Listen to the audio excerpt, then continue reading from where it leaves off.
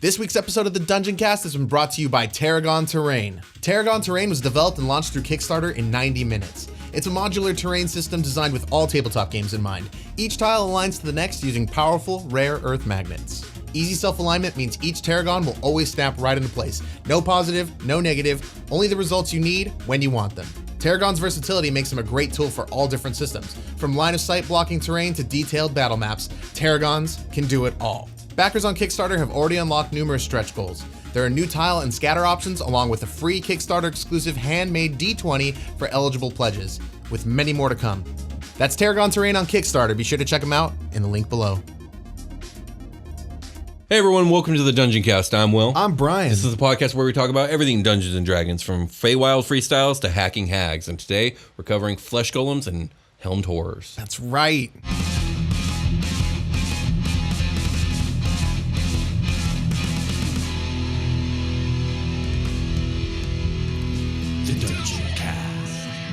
Hey Brian. Hey Will.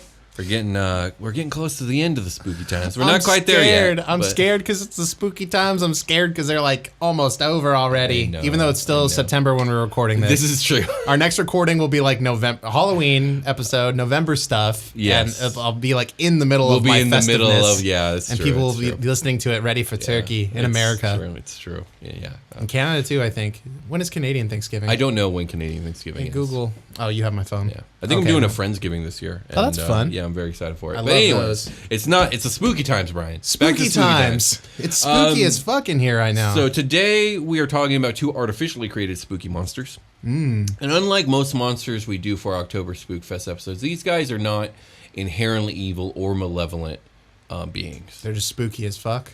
Yeah, they're creepy and gross looking and scary looking. Yeah. And they have, like, the Helmed Horror sounds inherently scary, but he's actually not that scary. The word horror is literally in the name. In the name, yeah. We'll get into it. You'll see. Yeah. So, though they are often both these things, it is truly through no fault of their own. So they are commonly evil and malevolent, but it's not inherent to, like, who they are. Okay. Does that make sense? Are they being controlled? They're artificially created constructs. Yes. So they are being like manipulated by their creator. They're programmed, if you will. They're programmed. Yeah. They're but machines. They are in but a machines. horror world. They're not butt machines. That'd be weird. They're not butt machines. Okay. But what would a butt machine do? Would it make butts? I don't want to talk about it. Okay. Either way, both of today's monsters are classic vestiges of terror and fear, useful to any dungeon master looking to give their dungeon or campaign a horror spin, and both with origins in classic literature. Ooh. So let's get started with the Helmed Horror. Okay.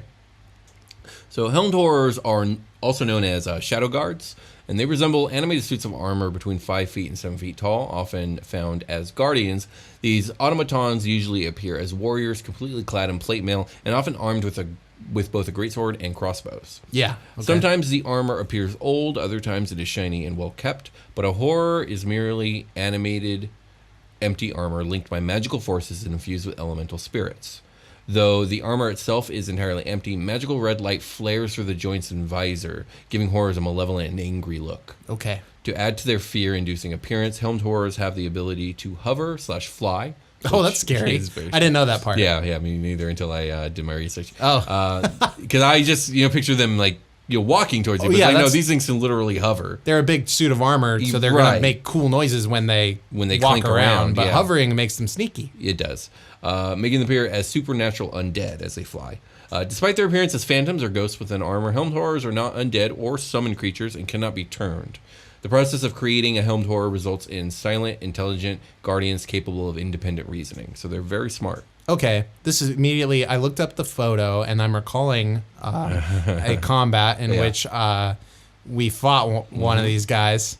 I used this one in the Halloween adventure. The Dredge into Shadowmire Keep, which you can find on our Patreon, which is a like 2-shot. I don't know. It's a 2-shot. It was like 6 hours worth of adventure. Was it 2? I thought it was 6 hours. I thought it was longer than that. No, I think it's 6 hours total.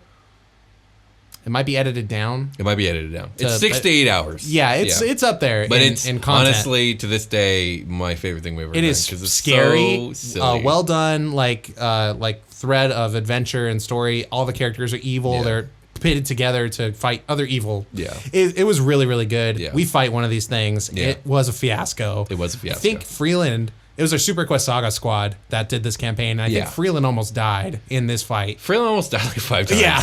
And then stuff happens. And then there's payoff. And then like the story unfolded itself. It was really good. Yeah. Definitely go check it out. I will probably put it up publicly again during this Halloween times. Right. Okay.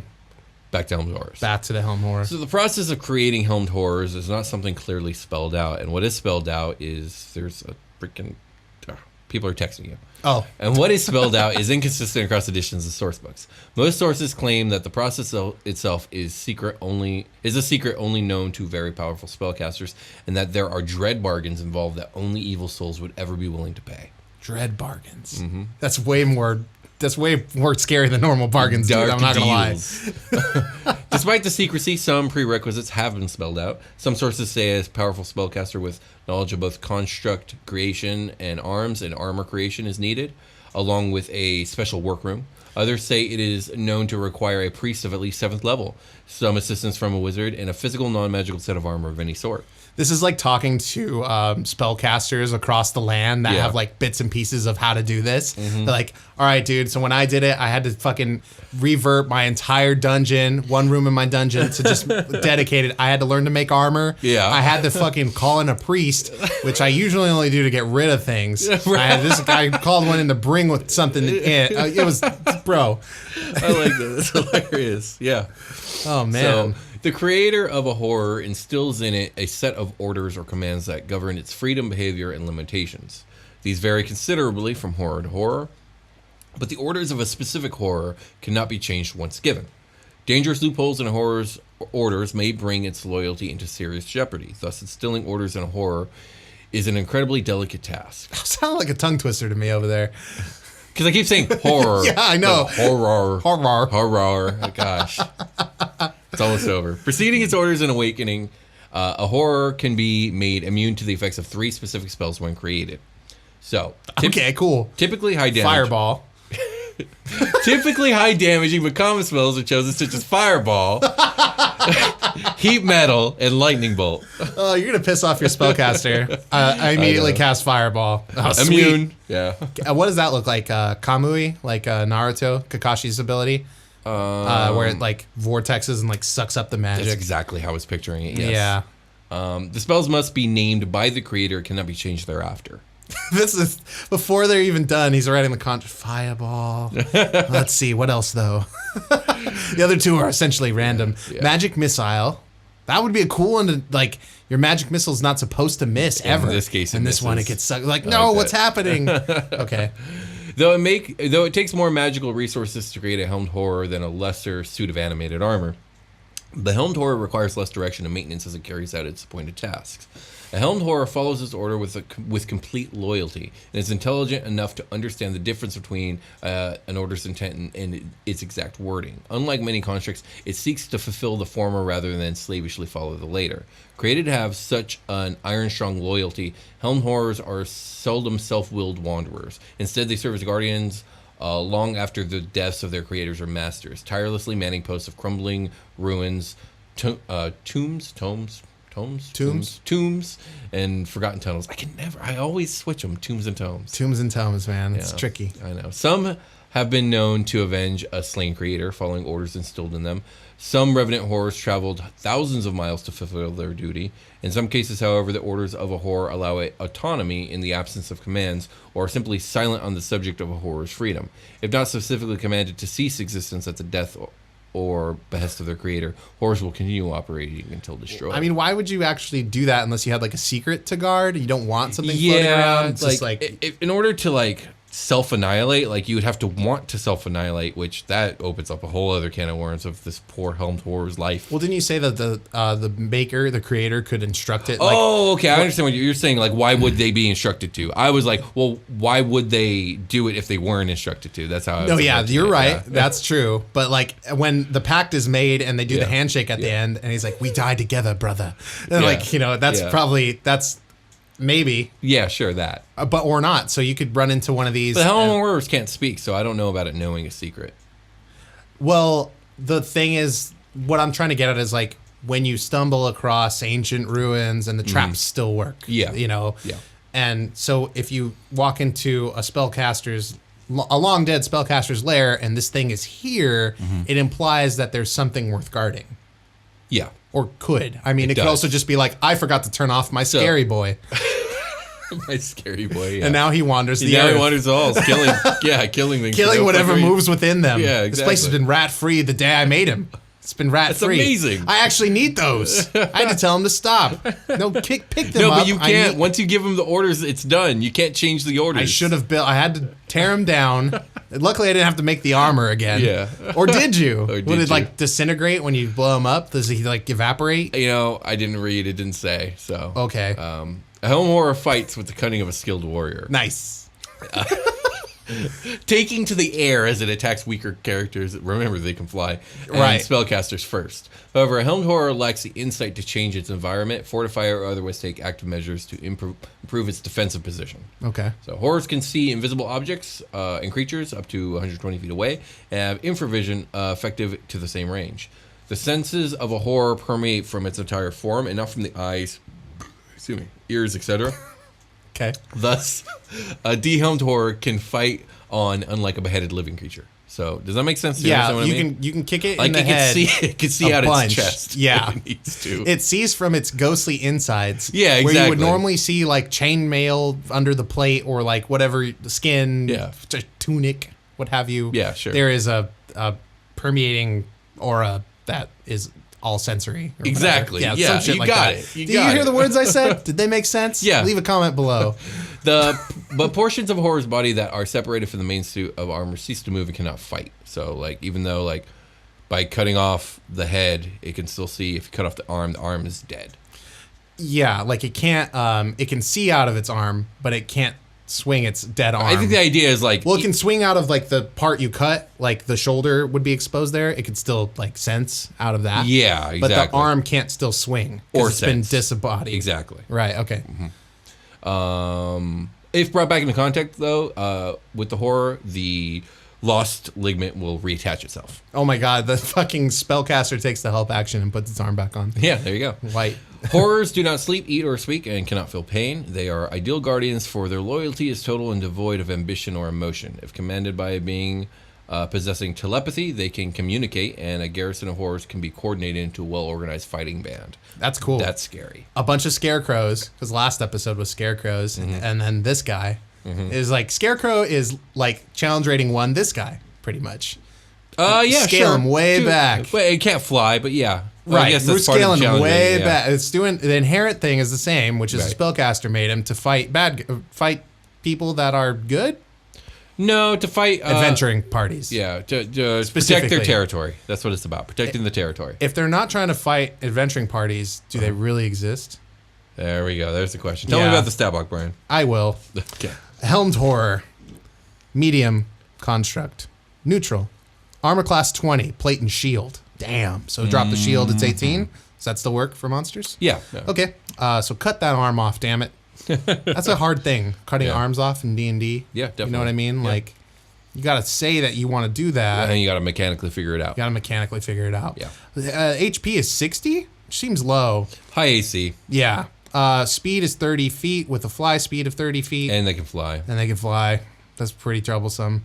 They throw that sword? You could throw a sword. You could throw a sword. You could throw anything. Yeah, that's true. Anything you can pick up, you could throw it. For the most part. Pretty much. Unless it's too heavy. Sand? Yeah, you can throw sand. You can throw sand, yeah. Not all of it, usually. Some of it slips, falls to the ground. I mean, what is a slip but a bad throw? Falling with style. I don't know. I just vividly pictured Buzz Lightyear and Woody. Yeah. All right. Tell me more about the Helmed Horror, please. The strength is 18. The dex is 13. The con is 16. Intelligence is 10. The wisdom is 10. The charisma is 10. So very good. Yeah. Very good. Well-rounded individual. Well-rounded or better. So strong. Very strong. Coming from the sky. What's the challenge rating on this thing? How much thing? does this thing weigh? The challenge rating is 4. Okay. That's pretty hefty. You could mob it up. Well, at the high levels, yeah. Oh, shit. Yeah. Yeah, a little army of these guys. So skills, perception +4. Damage resistances, bludgeoning, piercing, and slashing from non-magical attacks not made with adamantine weapons. Specifically adamantine weapons. Adamantine? Damage immunities. Force. It's immune to force damage? Like Apparently, Eldritch Blast? I guess so. So you fucking neutralize the warlock. Yeah. Necrotic and poison. Yeah. Wow. Okay. Oh, necrotic makes sense, but force? That's fucking strong. Yeah. Let's see. Conditioned immunities are blinded, charmed, deafened, frightened, paralyzed, petrified, poisoned, and stunned. I don't even think I know of... Oh, of course I know what petrified is. It's like when you get turned to stone. Yep. Okay. Can't turn this shit to stone. Let's see. Senses are blind sight 60 feet, which is... it's blind beyond the 60 feet, though. Oh, Yeah. well, that's normal. Okay, sure. For some reason, I read way into that. Yeah. Okay. Its passive perception is 14. Its languages is understands the languages of its creator, but can't speak. And as we already mentioned, the challenge rating is 4. It's got magic resistance. The Helmed Horror has advantage on saving throws against spells and other magical effects. That's cool. Spell immunity. The Helmed Horror is immune to 3 spells chosen by its creator. Typical immunities include Fireball, Heat Metal, and Lightning Bolt. Yep. Those are 3 great choices here. Exactly. This thing is a defensive monster. Because Lightning Bolt is essentially a sub for Fireball. Yeah, basically. You know, but I think one of the points of the Helmed Horror is like it's figure out how to fucking hurt it because it's really difficult to figure that out. Yeah, so like, would a good candidate be like, can you hold person this thing? It's not a person. Right. So hold monster? What is that? It's a other one? construct, so I'm not sure if that works. But Yeah. maybe. So maybe these 3 are some of the best options. Let's see. Actions are multi-attack. The Helmed Horror makes 2 longsword attacks, and the longsword is a melee weapon attack of +6 to hit with a reach of 5 feet and 1 target. Hit is 8 or 1d8 plus 4 slashing damage, or 9 or 1d10 plus 4 slashing damage if used with 2 hands. So you can do 8 or 9 damage depending on if you have 1 hand swinging or 2, which means if you double hand a longsword, you're not shielding anymore. If I know, is that proper? Yeah, exactly. Like you can't shield with a double-handed attack. So if you get rid of this thing's shield somehow, it can go for the 2-handed stuff, or it can decide to go aggro, drop its shield, and start smacking on you if you're not hitting it for high AC attacks. Yeah, absolutely. Okay, so you have some flexibility here, but this magic resistance, I think, is the key. Like what it's doing to your spellcasters, like your warlock and your dude that's making the spells that do work, that are gonna make this guy do saves. He's gonna start passing a lot of them. Yep. He's gonna be able to get out of your cones and spheres by flying around. This is a fucking nightmare. Yeah, of it a is. monster. It is. I was waiting for you to really realize it. And I think it's finally sinking in. This thing is Helmed Horror hardcore. is horrifying. Yeah, that's why he's called what he is. The HP and the damage output not being super high is like where you're gonna win your bread. Yeah, But yeah. like, there's got to be something here for you to do. Yeah, exactly. It's that. It is that. And if your BBEG knows the party, then these 3 spells that they're picking are meaningful. Yeah, exactly. That's exactly right. If they don't, if you just as a You're standard, just gonna generalize it. You're gonna pick Fireball Yeah, and exactly. 2 other ones. So, yeah, there you go. Heat Metal is a really good one. Yeah. Because this guy's made of metal. True. He's not much else. He's No. metal and a ghost. Yeah. Although I don't see how heating him would hurt him. He is metal. The ghost Now, inside. I guess it's the spirit inside. Like, oh god. Yeah, because if it's gonna get hurt by slash, Yeah. with adamantine, but it can get hurt with slash. So if it get hurt with slash, it can hurt it with fire Yeah, or that's whatever, or hot. Yeah, that's true. All right. I think it's short rest time. My ghost hand. Let's take a short rest.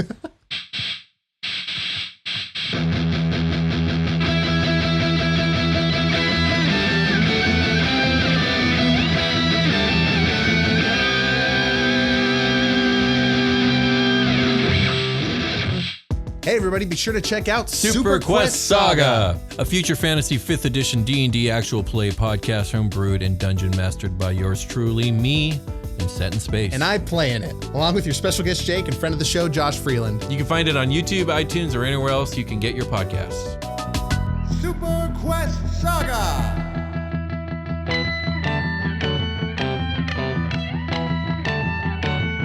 We're back, baby. We're wearing Super Quest Saga shirts like We are. fucking fantasy bros, fantasy sci-fi bros. It's 'Cause I fucking love Super Quest Saga. Go watch Me it. too. You probably just heard an ad for it, but fuck, man, it's good. And you can go, if you're watching on YouTube, you can get all our merch right below the video there.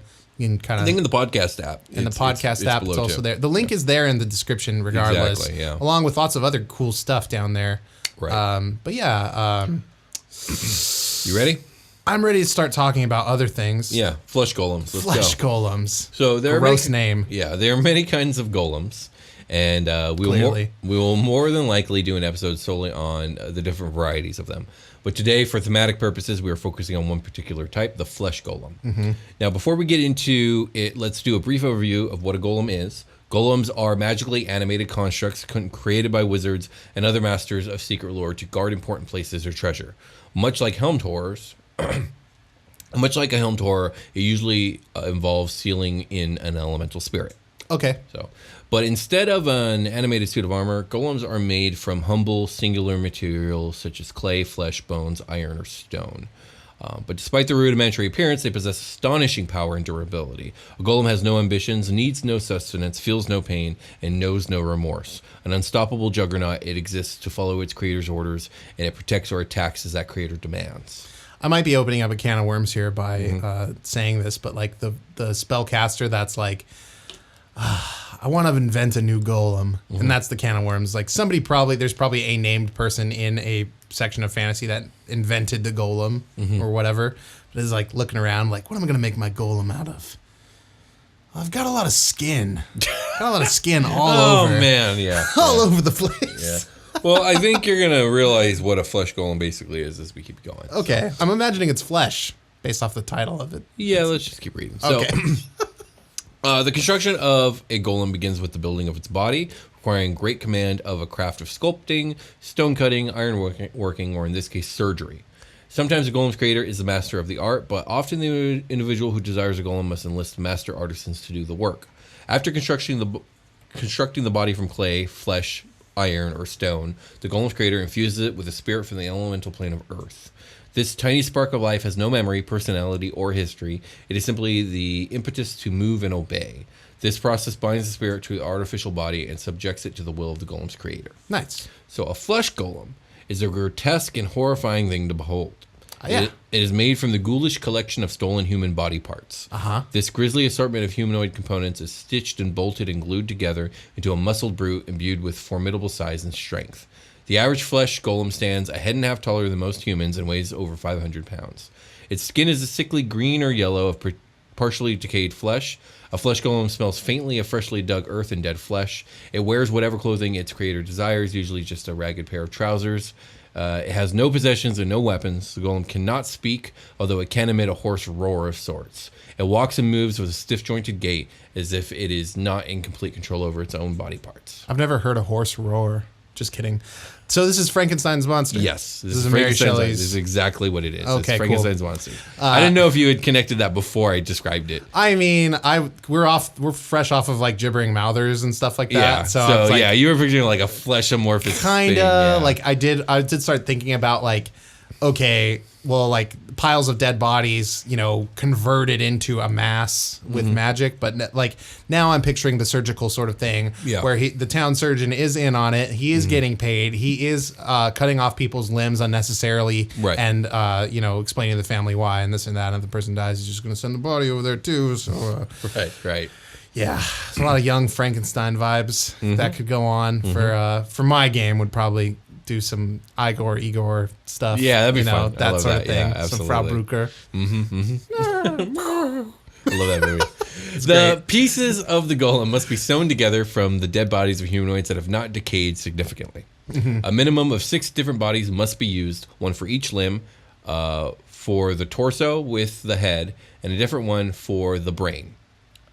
In some cases, more bodies may be necessary to form a complete golem. No natural animal, such as a dog, will willingly track a flesh golem. I was like, it's gross, dude. It's You're just gonna have to. too gross and scary. I'm not the one. No, you need to get a different dog. You need to get a dire dog. A dire with dog. dire abilities. You need an unnatural animal for this. Okay. No natural animal will ever track. Which unnatural animal, given a choice, a spread of all unnatural animals, which one would you pick to track your Frankenstein monster? And I have like full control and command of this animal. Yeah. I guess a hellhound. Okay, there you go. So you can feasibly summon a hellhound as a spellcaster of some kind. Yeah, there we go. Yeah. Okay, there we go. So get your hellhounds and go kill the Frankenstein. All right, sounds good. Can I call it the Frankenstein? Are people gonna get mad at me? They are. Well, Never it's mind. Frankenstein's monster. I know. It's the I know monster. what it is. I did it right a bunch of times before this. Oh, okay. So I was wondering if I could switch over to the way everybody wants to say it. I'll probably get in trouble. I don't know if you get in trouble, but like they are two distinct like things. No, and, I know. And it just gets confusing. Like, which one are you talking about? Yes, so I know. It's easier to say the monster and Frankenstein because, yeah. Anyways. I'm part of the problem. I wasn't. Now I am. Okay, sounds good. So its brain is capable of simple reason, though its thoughts are no more sophisticated than those of a young child. The golem's muscle tissue responds to the power of lightning, invigorating the creature with vitality and strength. Powerful enchantments protect the golem's skin, deflecting spells and all but the most potent of weapons. Its dead flesh isn't an ideal container for an elemental spirit, which sometimes howls incoherently to vent its outrage. If this, I like how they just found ways to make it like Frankenstein's monster. Because like other golems aren't like this at all. What if you got powered up by lightning attacks? Yeah. If the spirit breaks free of its creator's will, the golem goes berserk until calmed, or until its shell of flesh is destroyed or completely healed. There is also a Fiendish Flesh Golem. We have the stat block for it today. Okay. And it is a particularly big flesh golem made of stitched together body parts from devils, demons, Eugoliths, and other fiends. Oh, shit. As these parts can come from different creatures and be combined in different ways, no two fiendish flesh golems look exactly alike. Night hags guard the secret to making such golems, rarely sharing it with anyone else. Some fiendish flesh golems have wings. However, the magic used to create these golems allows them to fly and hover even without wings. I think there are a bunch of sequels to Human Centipede now, but my sequel to Human Centipede is you made the Human Centipede and then they died and you flesh golem them immediately afterward. Now you have a very bad Frankenstein's monster. Indeed, you do. All right, so we got two stat blocks to go over. We have the regular flesh golem and then we have the fiendish one.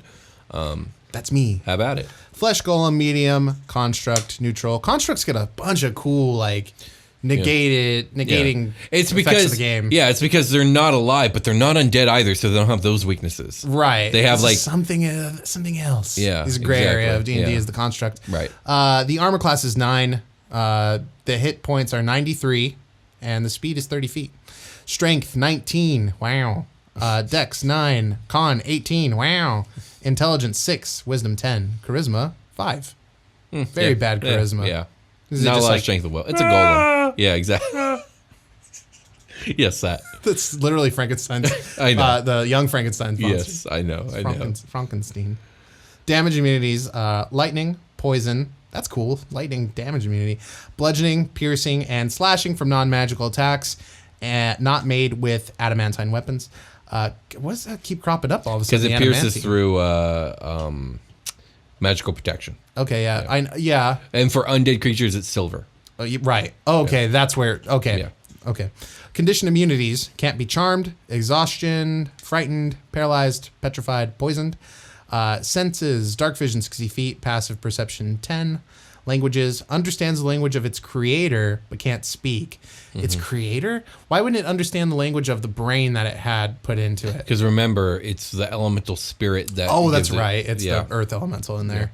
It's just challenge rating 5. Yeah, and that's the weakest of the golems. I was going to say, Helmed Horrors are very strong. Golems are way stronger.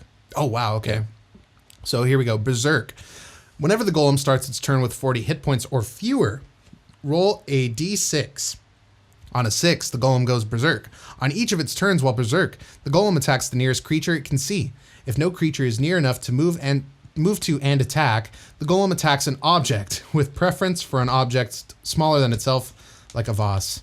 Once the golem goes berserk, it continues to do so until it is destroyed or regains all of its hit points. Oh, dang. Oh, wow.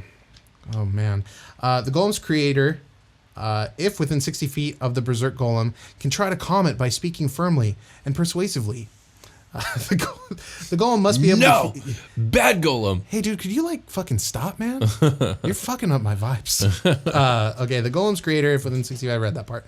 The golem must be able to hear its creator, who must take an action to make the DC 15 charisma persuasion check. If the check succeeds, the golem ceases being berserk.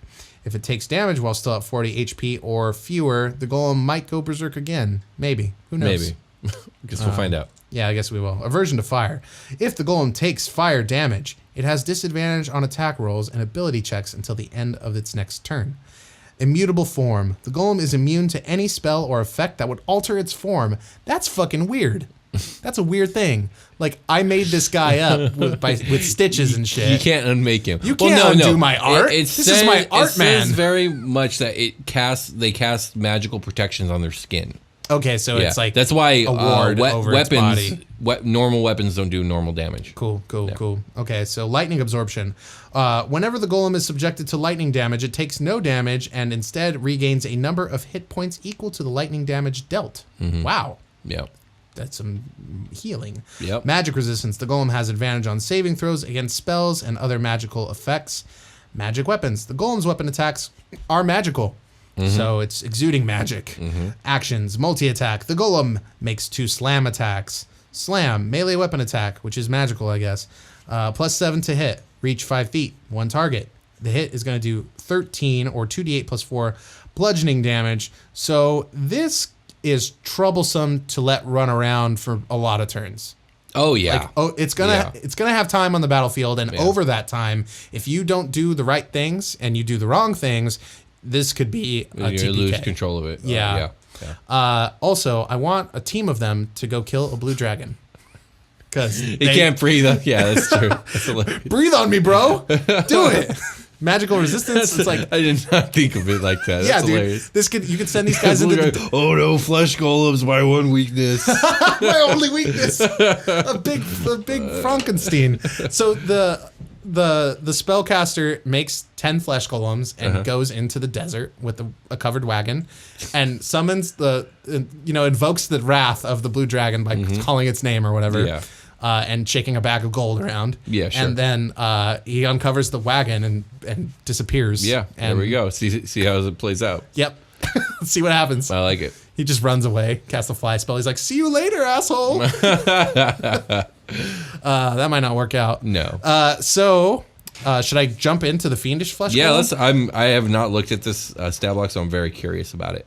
Fiendish Flesh Golem is large construct on a line. I'm going to blow through this one. Yeah. AC is 12, HP 210. Yeah. Jesus, that's like double. Very strong. 12 is much better than 9 also. Speed, it's got 30 feet of movement speed and 30 feet of hovering fly speed. It can fly. Scowy. Strength, 20. Wow. Dex, 9. Con, 20. Wow. Intelligence, 7. Wisdom, 10. Charisma 5 again. Yeah. Jesus. Okay. Weak will. Well, they're controlled. Yeah. So damage resistance, cold and fire, damage immunities, lightning, poison, bludgeoning, piercing, and slashing from non-magical attacks that are adamantine or silvered. Condition immunities are charmed, exhaustion, frightened, paralyzed, petrified, poisoned. The 60 feet of dark vision and 10 passive perception still apply. Understands the language of its creator but can't speak. It is a challenge rating 8 as opposed to the challenge rating 5. So much stronger. This has the Berserk feature, so same thing, except I think, still the 15 charisma, DC persuasion check. But this one, the threshold is 100 hit points instead of 40. So we're out of the halfway marker. Yeah. When you bloody this creature, it go babe shit. Immutable form, same thing. Lightning, absorption, magic resistance, magic weapons. So all the same features here. Just bigger and badder. Yeah, just bigger, badder. The golem makes 2 slam attacks with the multi-attack still, and those are +8 to hit instead of a +7. This feels like a giant, like how the giants have the buff. Yeah. The hill giant specifically. Or I guess the frost and fire. All the giants had a bigger, badder version. Storm. Yeah, they all did. Yeah. Okay, so this is going to do 16 instead of the 13 damage with 2d10 plus 5 on the bludge. So there you have it. This one, instead of looking like a big fleshy green man, probably looks like the parts of these fiends that were I imagine it together. could look absolutely horrifying. I feel like you could do more with maybe if you know what types of fiends you're splicing on. Well, like the Glaber have lobster claws for arms. Right. You can grab those. So those could still do slams, but you could do different kinds of attacks again as well. But you get the body and chest of a Belgura, which is the big red 8 things. The monkey one, yeah, but then the lower body insectile of the Chasme. Ooh, that's cool. And just keep going from there. Yeah, piece it all together. So you can reflavor based off of that what pieces you used. That's kind of cool for a spellcaster to, relatively easy when you're comparing these two monsters to get fleshy stuff rather than fiendy stuff. Because this implies that you found the dead bodies of fiends, which means that somebody killed them. Was it you? I don't know. Could have been. Abyssal incursion gone wrong. Maybe. They can't breathe. They can't breathe air. It turns out, like War of the Worlds, you just go get the bodies. No, War of the Worlds is not they can't breathe air. War of the Worlds is a. I know. Okay. Go listen to the War of the Worlds radio broadcast. It's Halloween. It's so fucking cool. It is. They get germed up. Okay. Yeah, they get germed up. They get germed up real bad. Indeed. The air doesn't burn their flesh or whatever. They never show it. Well, I didn't watch all of the Tom Cruise one. So. Oh, you didn't? It's good. I like that one. They show the alien in that one? Do they show the alien? Spoilers for Tom Cruise War of the Worlds. But I don't think they actually do. Because the OG War of the Worlds is like, well, there's a radio broadcast, right? Yeah. But then there's the movie and the book. Yeah. They don't like detail, I don't think, the alien exactly. They're not like, it looks like this. There's not that. And they don't do that in the other one either. And then it got out of the ship and he saw. No, they don't do that. No, they don't do that. Like, the ship is. What I like about the more modern War of the Worlds is they took the same like premise. Well, it's the same story basically, but they changed it from less of a worldview, more of a like, no, this is from one guy's experience. Yeah, and I really like that. Dad. That's pretty fucking cool. Yeah, yeah. Tom and he was Cruise a is a shitty dad in this alien invasion takeover, exactly. where they were actually here the whole time. Right, which is weird. That's weird. But that was the weirdest part. Yeah, that was the weirdest part. There's an EMP. Yeah, and cell phones are a thing in this one, so that sucks. Okay, we're talking about War of the Worlds now, so I think it's time to take a long rest. Absolutely. What's up, everybody? Before we get into the long rest, I want to tell you all about Adventurers Coffee Company. Whether you need advantage on your concentration checks or you just want a cup of something hot and delicious, Adventurers Coffee Company has you covered, and I mean full cover. That means no targeted attacks. They've got some really awesome beans, including new additions like Ragnarost and the seasonal pumpkin spice Stranger Beans. And the art on these bags is so awesome. You guys really need to check it out. And right now, you can use promo code Dungeoncast to get 10% off your next purchase. That's right. Head on over to adventurerscoffee.co to see their full selection of excellent beans for brew. That's adventurerscoffee.co. And don't forget to use promo code Dungeoncast to get 10% off your next purchase. Looking for something scary to do this Halloween? Check out my fucking slippers. Because my God, this week is just a fleshy stitched together, you get it. You get it. This one's green. This one's like red and blue and all kinds of pasty colors. Well, one's metal and the other's flesh, right? This one's got the little quasit wings on it. Oh, okay. I see. I guess speaking of quasits, a little update on that thing did tear up my house. Oh, did it? My little familiar guy. Oh, he did man. fuck up my shit. I'm but so sorry to hear it. I haven't taken the hour to ritual him back in since I had to squish him. Gotcha. I had to squish him. Everybody's okay though. That's good. I'm glad. Yeah. Anyway, these slippies feel really gross inside. Yeah. No, thank you. These are not LL I'll have Bean. no part of that. I did my best in a pinch to stitch these up. Right. Well, you're not a surgeon, so. No. It's weird. They only do slam attacks. Oh gosh. But it's magical? Yeah. I plug in a 9-volt. Like I basically like spit on my foot and then shove the 9-volt on there. That's and disgusting. All of a sudden I can run really fast. Oh, well, that's cool. That's some utility. Yeah. If you stub your toe and they drop below half damage, you're gonna start kicking fools. Oh no. We'll talk about something else, please. All right. Well, I think we got a week left on this contest, so if you guys want to enter to win Curse of Strahd revamped, all you got to do. Well, there's two things you can do. Yeah, we're giving away 2 copies of this product. We got an Instagram giveaway, we got a Twitter giveaway, and if you want to do the Twitter one, all you got to do is share a link on Twitter to an episode of one of our shows with the hashtag Dungeoncast. Do that before Halloween, and you'll be entered to win. I'll be drawing out a name on Halloween night. And win this really dope adventure module that's been revamped. It's been revamped. Yeah, and there's a way to enter on Instagram. Brian will tell you about that. Catch me on the gram, big dog. Don't be a coward. Tag your friends. 1 tag per comment gets you an entry. So you can enter a bunch of times. And it's all about spreading the word, spread the love, the Dungeoncast. We're all about love on the show. I haven't really talked about that in a long time. We went from dungeon love to slippies. Ebbs and flows, baby. Ebbs and flows. Ebbs and flows. We're back. We're back to the love. We love you. So if you love us, you're probably hearing this. So thanks. This is true. We really appreciate it. But if you could tell people about the show, that's super cool. Tell the people you tell to tell people about the show too, because fuck yeah, that's awesome. Yeah, you got to spread it like shadows. Spread it like shadows. Bend it like Beckham. Helmet like a whore. And a horror. There we go. fucking berserk it like a golem. I don't know, dog. Gore it like a golem. Chase it like a mob would chase a Frankenstein. Okay, sure that. Pitchforks and torches are in every iteration of this man's lore career. It's true. Yeah, if you have a Frankenstein, you have pitchforks and torches and angry dudes that are angry for no reason. Indeed. Isn't it weird how Gaston is a beast on the inside and Beast is a beast on the outside? Yep, Although when she meets That's the Beast, point of it, he's yeah. a beast on the inside too for a little while. He's just angry, but yeah. And when you're a beast on the outside, you know, sometimes you become a beast on the inside too. It's true. That reminds me of that Kobe Bryant, R.I.P. Kobe Bryant. But it reminds me of that Kobe commercial with Kanye West and the Nike. And he's like, "Are you a different animal but the same beast?" He's like giving a seminar, like a talk. Yeah. You know, how to be like Kobe. How to Okay. be great. He's like, "Are you a different animal but the same beast?" Okay, I think I get it.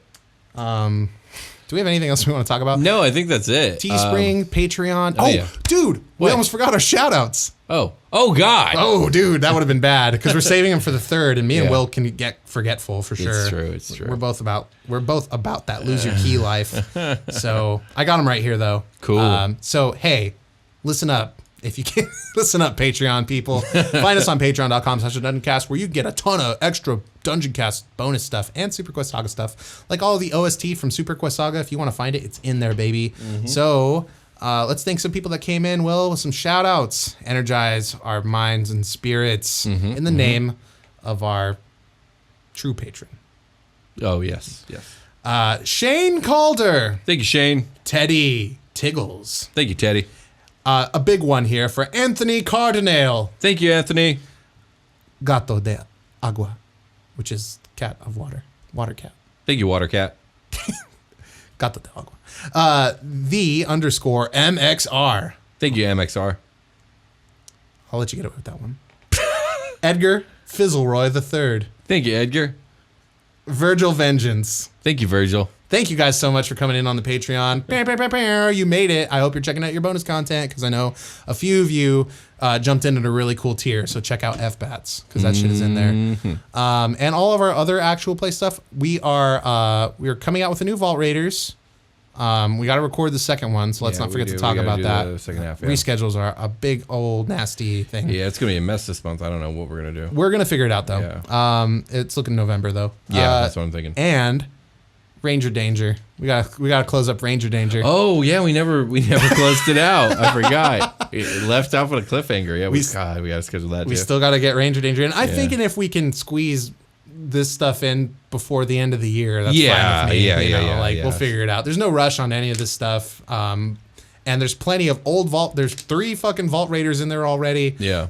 There is another Ranger Danger 1, and then the Ranger Danger Volume 2, parts 1 and 2. We're still waiting for the finale. Yeah. Which is evident what is going to happen probably if you listen to it. But go check out Ranger Danger, a campaign where everybody is a ranger and they fight all the stranger kinds of danger. That's such a bad way to describe that show too. That's such a terrible it is comedy improv in the Dungeons and Dragons setting. It is. We are all rangers. This is true. You have no idea what the show is about, and it's impossible to explain to you unless you just watch it. Just go watch Ranger Danger, because most people that do think it's the fucking bee's knees, and it's because it is. It's some of the craziest shit we do. So it is. It is the craziest thing we do. I don't think there's anything that comes close. There's one episode of FBATs that is comparable to the craziness of this one, and for sure, it's because you go into the fucking mindscape and like do whatever you want. Oh, so it's Ranger Danger. It's Ranger Danger. Gotcha. When people watch that FBATs episode, they lose their fucking minds. Like, from what I remember, they're like, I wasn't expecting it to get this crazy. Yeah. But that's how Ranger Danger is at all the time. On the daily, 100%. Yeah. And then you wonder why all 3 characters like never want to do their jobs. I mean.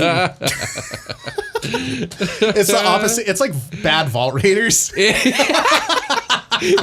is. We're Vault Raiders, everybody's down. Pumped to do it. Yeah, we're like, let's get this fucking cash. Like, why the fuck are we here again? Let's get that fucking shmoney. That's so and funny. Yeah, Ranger Danger is like, what the fuck are we doing? It's very good. It is. It's very fun, despite its nonsensical nature.